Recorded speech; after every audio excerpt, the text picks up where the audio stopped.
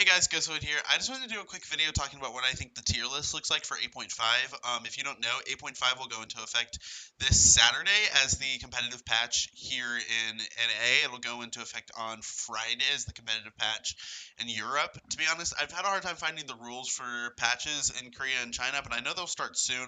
But what's more important is, at least here in Europe and North America, and I'm like 80% sure in Korea and China also. If I'm wrong, I'll do an 8.6 video as well, but like 8.5 is going to be the patch that we play playoffs on, which is important for MSI qualification, is important for Worlds qualification. So I haven't decided yet if I'm going to do a tier list for every patch. It's kind of weird to do a tier list for like a random patch where like a couple LCS games will be played on.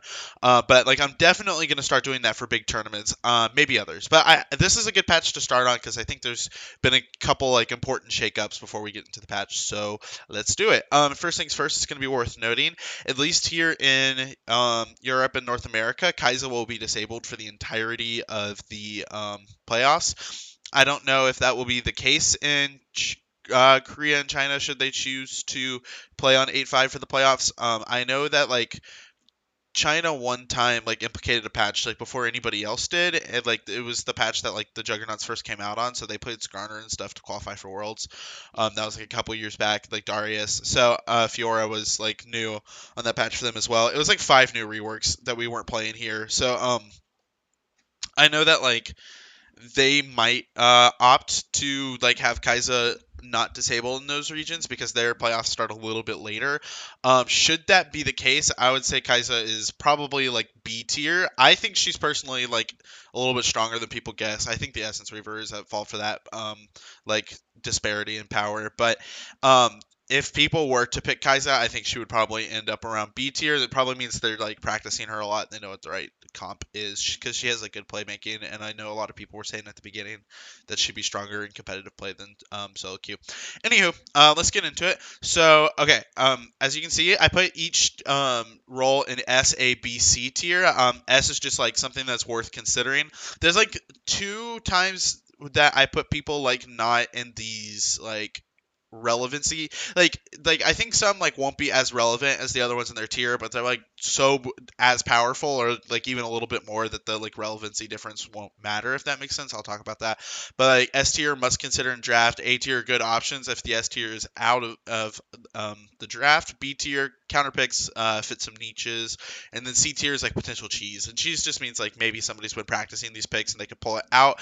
I'm not saying I expect a single one of my C tier picks to arrive. In fact, I like will be somewhat surprised if any of the C tiers see play, but like listing them as a C tier, that's something that like if you were playing on this patch, you'd want to keep in mind, like, oh, this might be something. I've heard this might work a little bit. Maybe teams have been practicing this. We need to watch out for that because I don't want to get cheesed. So, yeah. All right. S tier for top lane. Game playing Swain, Cho'Gath, Sion. Anytime I put a little star next to the person's name, I put down here they moved ranks by a lot this patch based on notes, so they're potentially over or underrated. This means like the patch notes affected them, so it's like kind of a prediction on my part where they'll end up. Sometimes people are wrong about these sort of things. I'm not claiming to be the perfect analyst. I think I tend to be pretty close to correct, but there's a couple times where I put people like might actually be a little higher or lower than where they actually end up. So just a fair warning. That's usually based off of buffs or nerfs, but maybe sometimes nerfs mean nothing, and sometimes buffs mean nothing. And sometimes buffs mean a lot more than I expected. Sometimes nerfs mean a lot more than I expected. So, all right. So Gameplank Swain, Cho'Gath, Scion, Gameplank. Even though they got rid of the like not got rid of, but like Klepto got nerfed, but like he was able to pretty easily move into Grass of the Undying. I remember at one point I was saying like Gameplank is in this weird spot where if Klepto got removed from the game, he'd still be top tier. That's the case because he can just easily go into Grass of the Undying since he's able to get the benefits of a melee champion, even though it's a ranged ability. So that's huge. Gameplank like is just going to stay relevant. Even though he got nerfed, like all of his bad matchups kind of fell out of the meta now that a lot more tanks are going top lane, so that's great for him. Swain is another one that is one that I put like a star on. I don't know if Swain will actually see play. My guess is yeah, probably, and my guess is he's about as strong as I'm predicting here. These last couple rounds of buffs have proved that he's doing pretty darn well in solo queue, and a lot of people are starting to favor him. The first time I saw Swain be played professionally was actually over in Korea, but I believe his name is ADD on MVP. But he went Glacial Augment and built Hextech GLP. And GLP, by the way, is like pretty strong this patch. So um, that build looked really, really good. He offered like so much CC. I've also seen a bunch of people just go like full tank. I know like a couple people in solo queue have been building like Frost Queens or whatever, the eye item. That's kind of weird to me. I don't know if that is actually going to do anything, but at least like going full tank. So he definitely seems to have some build options, but he offers so much CC and his ult deals a lot more damage than people expect, and he actually out trades melee tanks pretty easily. So I definitely think he's probably going to be an S tier top laner. Cho'Gath has just kind of come back because he's in this weird, like Cho'Gath is this weird champion that like scales but falls off. So it's like he has like a perfect late game, but not late game. Like it's pretty easy to avoid Cho'Gath's abilities like the further the game goes, even though around like 20 to 30 minutes he has a lot of stacks on his ult and that's like strong. It's just like it's really easy to do something about a lot of his abilities like late game. So like the game ending a little bit faster makes it a little bit easier for Cho'Gath to do stuff. Also like his tough matchups all got like kind of nerfed like because he doesn't do well into any like aggressive top laners. Plus bone plating like helps him a lot into the matchups that did survive that, namely Gameplank Camille. So yeah, Cho'Gath is definitely going to be like one of the premier top lane tanks, as is Sion. A lot of people I've been talking to have been like, oh, I've never seen Sion, like I'd never see Sion get played professionally. Yeah, well, you should pay attention to the bans because that's because he's banned every game. They fixed his E. There was like a weird bug that was causing him to like push waves so hard, but like he still offers the same amount of CC. So like I think he's gonna still be good.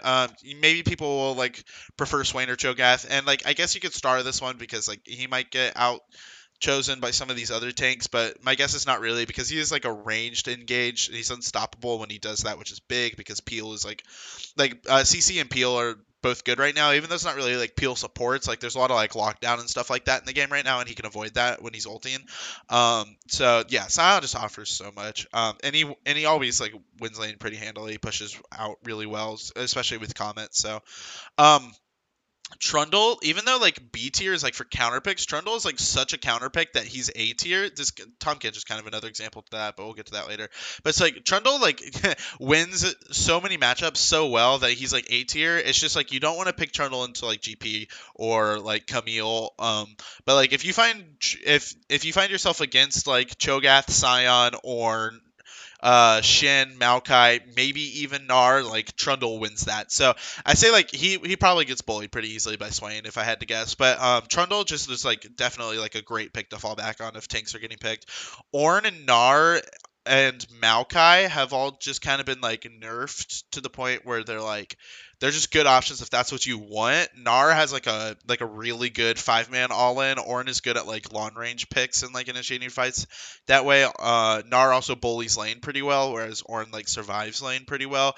And then Maokai is just kind of like your like bread and butter tank. Maokai like I don't think is as relevant in the draft as these other champions, but like I kept him in A tier because if he gets picked, he'll be as strong. But I don't think that he's like, I don't think like you want to think of Maokai before some of these others. But like when Maokai gets picked, he'll be all right. But just because like he offers more lockdown than Gnar and Ornn do, because their lockdown is kind of situational, whereas he just has like the free route and the knockback. Shin is just like he just offers so much to teams. Like he's gonna stay in the meta for a long time, basically until he gets like ultra nerfed. Like there's a lot of pick in the game, and he can like avoid that pick, like with like Skarner ults and that sort of thing. He can like protect them with his like shield. So and he also bullies lane pretty well for a tank. And then Camille, like she doesn't deal like as much damage as she did like a couple patches ago, but like she still can bully, and like a lot of like the damage matchups have been nerfed so that she can survive those pretty handily. So like I would expect some people to go on to Camille just because she's kind of like a playmaking assassin. Like she's like a bruiser with assassin-esque abilities. So she with a good jungler you can win like the top side of the map pretty well with Camille. Um, Darius and Fiora are both basically just kind of like we saw Darius get picked by Someday last weekend, and Someday is in the playoffs, so I wouldn't be surprised if 100 Thieves like opts to pick Darius again. I think other people probably will too. Like lane bully, team fighting, like extraordinaire. The game doesn't really last long enough for him to be kited out anymore.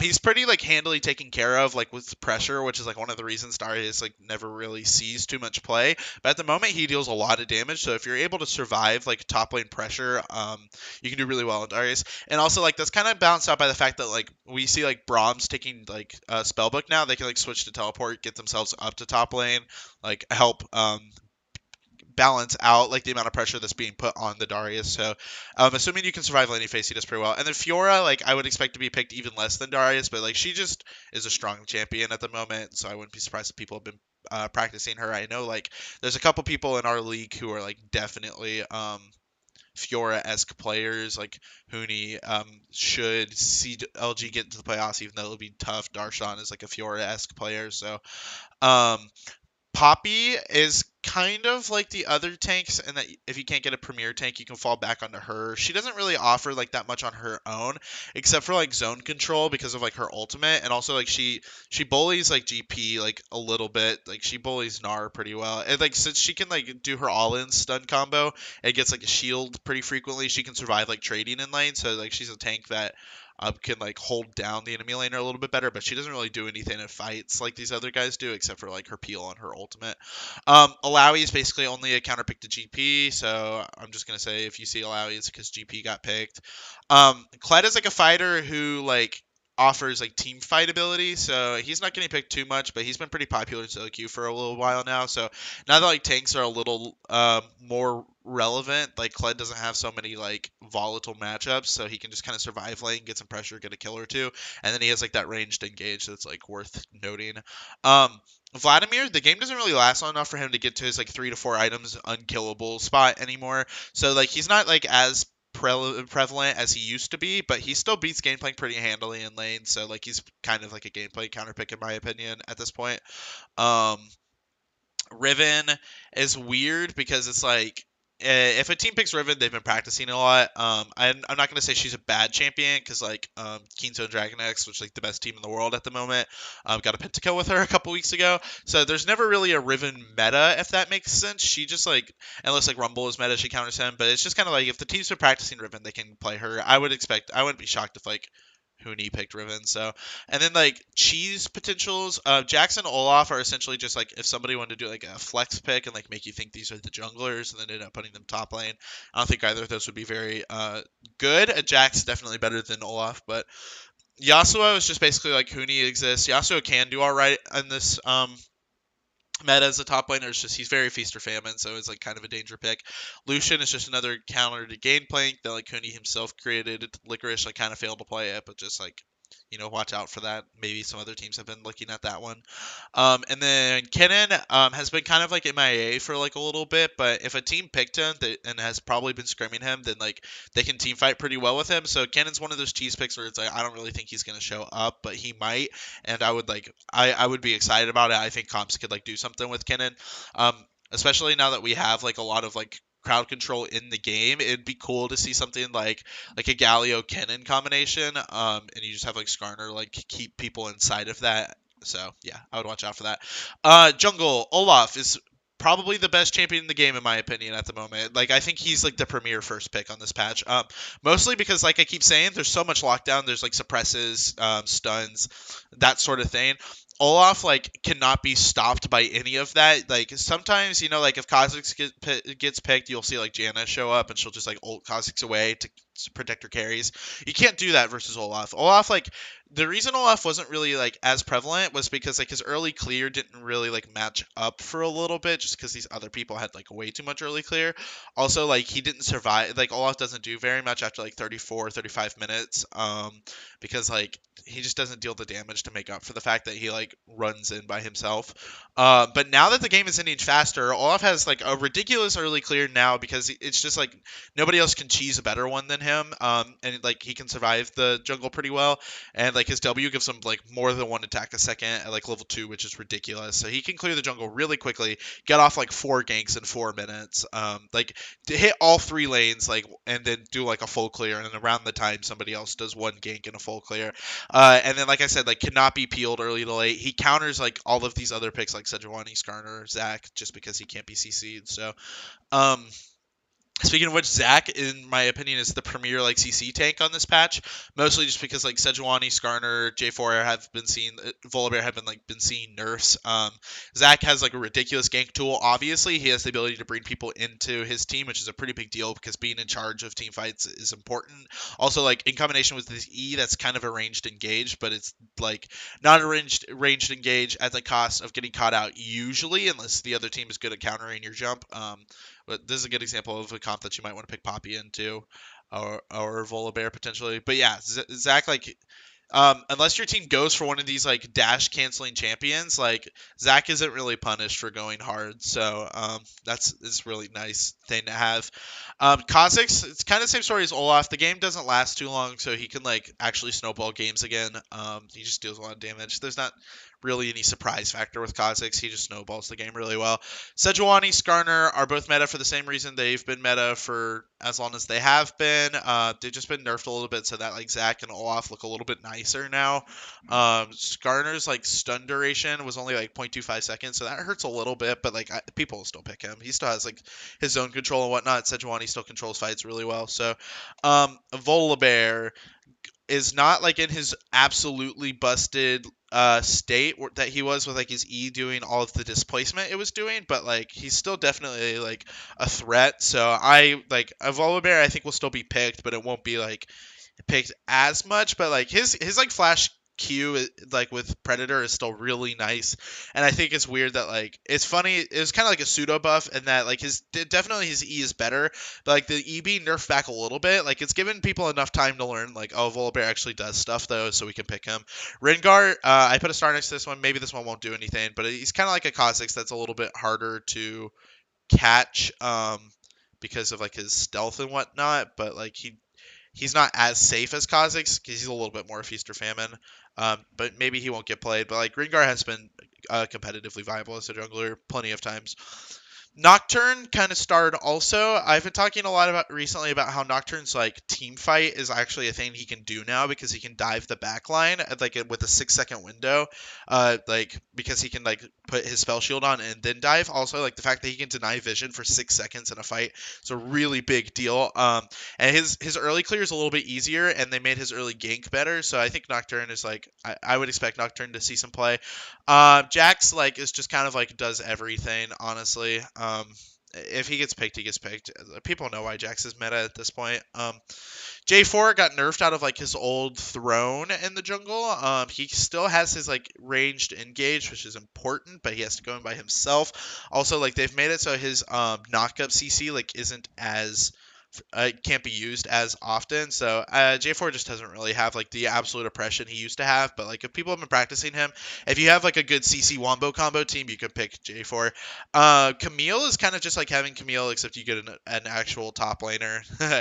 Shyvana, you'd have to have like an early pressure on Dragon comp, like basically just a comp that can like control the objectives really well. But if teams look for something like that, I think Shyvana could be all right because she adds damage to the game.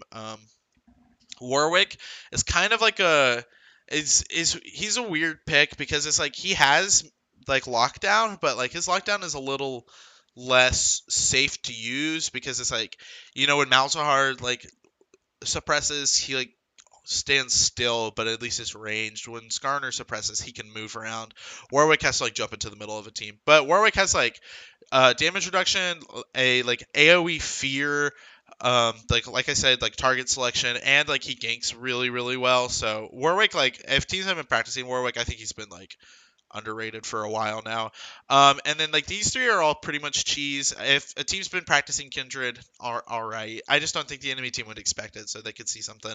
Kindred is like pretty good in solo queue right now, but she's just not as busted as she was when she was competitively viable. But like I said, if a team's been practicing her, okay.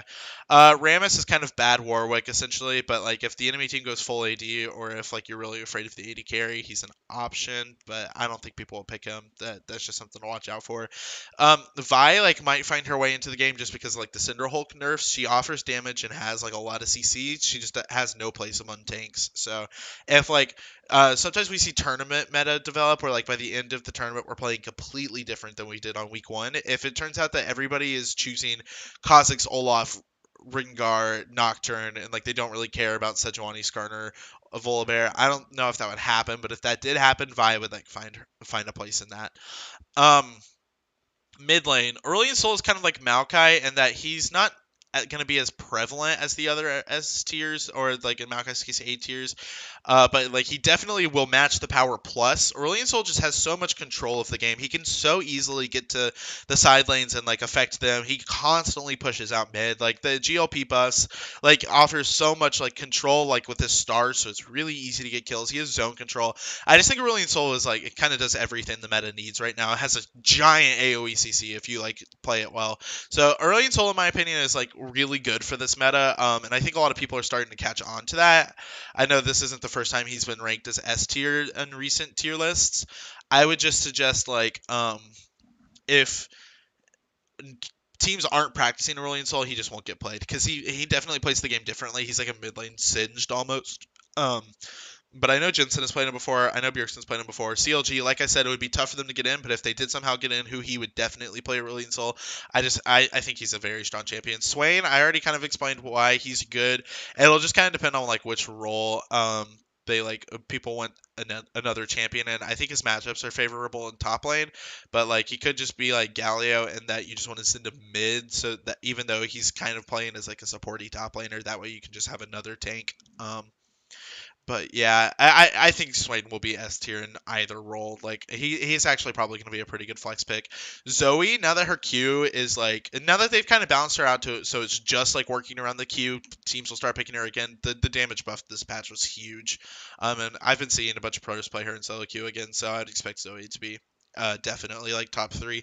Rise, I put a star here because maybe his nerf actually hurt a lot more. I don't think it did though. Like all they did was like cut his wave clear down a little bit, so essentially you just have to use another couple E's. But like, he has so much like free CDR now on tier. It's just, I don't like, and they buffed us all in, so like I think Rise is gonna be fine.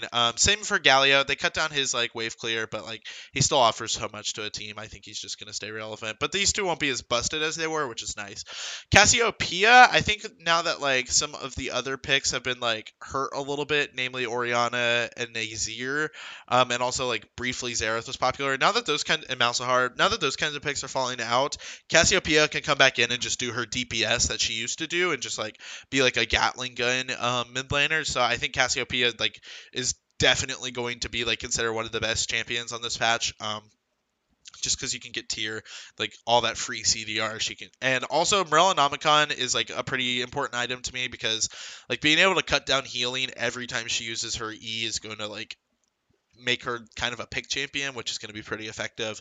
Also, she can proc like Dirty Laundry, the Leandries with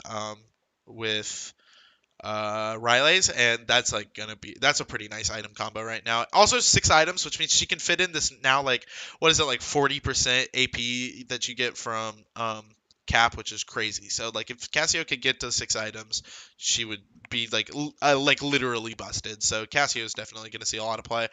Corky is just kind of like he still has the package. He's still meta for the same reason he's been meta for a while now. He can survive the game a little bit longer than other options. Syndra, like items, also bad matchups, like being like buffed, nerfed, have made it so that she can kind of do what she used to do, which is like set up really good like stuns with her W if you play it well, and also just kind of skill button in a team fight into somebody on the enemy team. So she matches really well with somebody like Skarner who can just be like, hey, come here, hey Syndra, look what I brought you, and just like shoot all your things in. Azir, his Q seems to have hurt his like laning like pretty well. So I don't know if he's going to like feel that at all. I think he'll still be picked, but I don't think he'll be as oppressive. I think his nerf hurt more than Rise's did, but he'll definitely still be there. Anivia has insane wave clear, AoE CC, and wave control. So I think Anivia is actually like low key sleeper a little bit right now, and I would expect a lot of teams to like maybe invest some time into learning Anivia. Oriana is kind of comp dependent, but like she's so like good in those comps that she doesn't have to be B tier. So if people like plan for Oriana-esque comps, they can get a lot done. She works well with like Sion. She works well with Gnar. She works well with Shin, Cho'Gath. So um, Kassadin is just kind of like kill pressure. That's basically all there is to it. He's hard to be like, oh, we pick Kassadin every game, but there's just a lot of good games that Kassadin fits into if you need like to be able to take care of the back line. And then Victor like offers more wave clear than other people do now that like a lot of wave clear has been nerfed. Also like AoE CC team fighting damage. I think Victor's been meta before. It's just like control mages can do more right now, so he's gonna find his way back in. Xerath has wave clear, but like people would have to pick a comp around that if they wanted to play Xerath. I don't think that'll happen, but like he would deal damage if people set up the right comp. Ari and Twist of Fate, in my opinion, like are kind of being slept on. They're both seeing a lot of play in solo queue right now, mostly because of their pick potential. I think if you take GLP on Ari, I think that's something that not a lot of people are doing, but like I'm telling you, I think that's a really, really good item on that champion. These two can just like run away with games. They can both get to side lanes so easily. So if a team picks that, has been like scrimming that, they'd see some pretty good success with these champions. Zillion, is just basically he has wave clear and he's good at controlling the game. Sometimes he gets picked, sometimes he doesn't. There's no like perfect Zillion metas. There's no perfect Zillion comp, but like if he gets picked mid lane, like he's gonna do stuff like keeping, I will say it's a pretty good counter to things like Skarner, where it's like the person's gonna die, so they can like survive, and they have to have a second lockdown tool. Malzahar might find his way back in now that like all of these comment champions have kind of like been moved out, but it's like he's still his nerf still hurts. So he has lockdown though, which is nice. Karma is essentially only if you need a like Ardent Sensor support. I don't think she's very good. Karthus, I don't think anybody's gonna pick Karthus. I'm just saying this champion deals a lot of damage right now, so if he got picked, like I think it would do surprisingly well. Vladimir is just basically like if somebody wanted to flex pick, or if they wanted like a tankier mid laner and they can't get Galio. Fiora is a Galio counter. Zed, I know Bjergsen plays Zed. Zed is pretty popular in solo queue right now, and there's not a lot of AD options. And it's like if you need like kill pressure, you can go this. And then Talia, I just don't think is very good anymore, but like she has the ability to push lane and can get to the other sides, so maybe people will pick her. I just don't think she's very good. AD carry. Zaya and Tristana have essentially swapped places. Basically, now it's like in most games you'll see Zaya versus Varus, and pretty much every pro can play either side of that matchup. However, it's sometimes like good coaches will be able to make it so like they get one and the other one is off the table. If you're able to make that happen, you can basically go any of these A tiers and do just fine. Jin, like maybe I've overestimated a little bit, but I think he deals a lot of damage on this patch and also like can lock down pretty easily in lane, which can lead to like pretty good kill pressure. Caitlyn is just kind of like the same champion she's always been with like zone control and these like big headshots, plus like less tanky junglers to worry about. So Ezreal just survives really well, and he still can go Kleptomancy. And then Tristana, like maybe I've underestimated, but like her inability to just like stand outside and poke like has been taken away, so she won't like be as safe as a pick as she used to be. But if she goes all in, like people can still get stuff with that. Twitch and Kog'Maw, like if a team built a comp around these two champions, like okay, sure, I guess you could do late game. Late game isn't really a thing anymore, but you can still get the champions to late game pretty quickly because of like Rage Blade, specifically for Kog'Maw. So like if a team wanted to do something with one of these two champions, they can. I just think that they won't that much. Sivir, like if she goes Spellbook, you can still like you can kind of stalemate bot lane and then just focus on team fights. Kalista still has a really good 2v2, but like her E nerf and also um, like her nerf to all of her attack speed, it just kind of feels like you're lagging always on Kalista. She's just not really the clean champion she was anymore. And then like Jinx, I know I've seen Sneaky play a few times. Also, like DL loves Jinx. Jinx is like she's really easy to get gold onto because your team can plan for her to KS. Also, like she has like all of this damage in team fights. She can she can like around 20 minutes with like 2 or 3 items be pretty strong. Not 20 minutes, 2 or 3 items, you know what I mean, like 26, 27 minutes. She does a lot. So Jinx can clean up games pretty well. If you get a Baron buff on Jinx and your team is running down with like her on Runins, like you're gonna win that. So she definitely does a lot. I would not be surprised if she gets picked.